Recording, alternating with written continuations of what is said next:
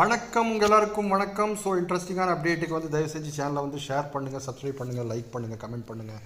இன்றைக்கி என்ன விஷயம் அப்படின்னா, சுனில் செட்ரி தான் யாருன்னு எல்லாம் உங்கள் எல்லாருக்குமே தெரியும். இந்தியன் ஃபுட்பால் கேப்டன் வந்து இன்றைக்கி லாஸ்ட் மேட்ச் குவைத்தோட ஆடுறாரு. ஸோ இந்த மேட்சோட வந்து அவர் ரிட்டையர்ட் ஆகிறாருங்க. உண்மையிலேயே வந்து எல்லாருக்குமே வருத்தமான விஷயந்தான் அவர் ரிட்டையர் ஆகிறது.